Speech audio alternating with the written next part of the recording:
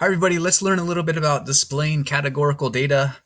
I have this problem where several major soft drink companies from 1999 have the number of cases of soda that each one sold.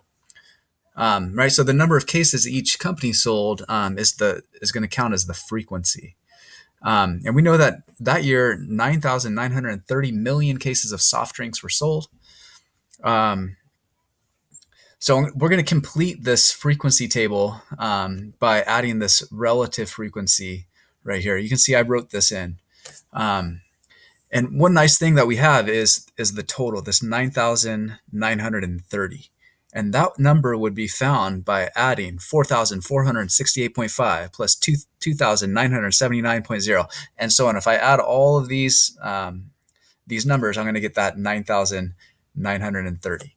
All right, so let's learn how to do this really quickly with the list in our calculator. All right, so if you don't know how to get the list, we're going to use that a lot. So let's learn. I'm going to push the stat button, and then I'm going to push enter because I want to edit a list. And you can see that I already have those numbers listed in L1. All you do is type the number, hit enter, type the next number, hit enter until you're all the way done. I'm going to scroll over and I'm going to highlight L2. And what I'm going to do is hit second L1. L1 is the same as the 1 button after you hit second.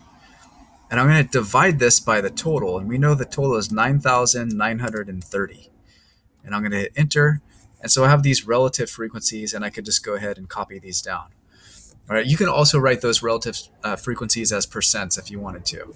And you know you did it right, or probably did it right, if all those numbers add up to be 1. All right, so to make a bar graph, we're going to follow these steps. We're going to calculate the frequency and relative frequency for each category. Provide a title for the graph that describes what is being displayed.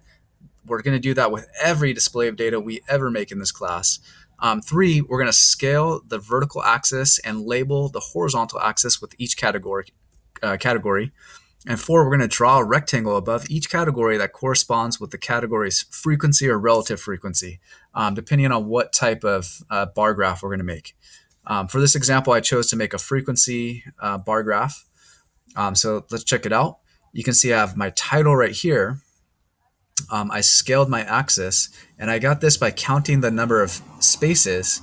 And I looked at my chart, and I saw that the max was a little bit under 5,000. I rounded up to 5,000. I did 5,000 divided by 20, so that means every 2 I went up by 500. And I label it. This is cases in millions. And then down here I put my categories, each company, and I made my height of each bar correspond with the frequency sold, the number of cases sold. All right, so pretty straightforward, pretty easy. Next, we could also make a bar graph, right? Not a bar graph. We just made one of those. We can make a pie chart.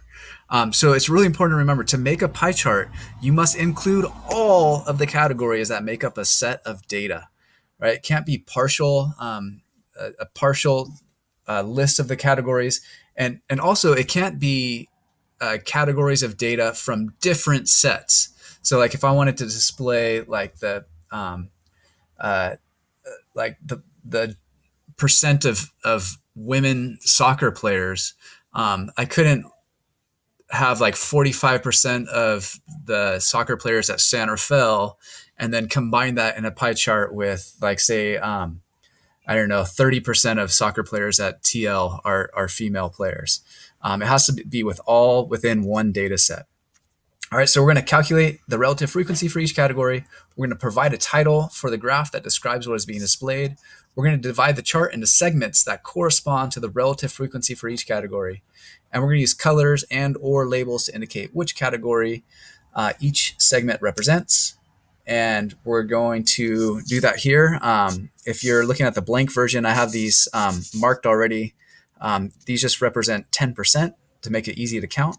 So I counted 45%, that's Coke, 30% is Pepsi, and so on for the other ones. And again, right here is my title. Just in time. Thanks for watching. I hope that helps.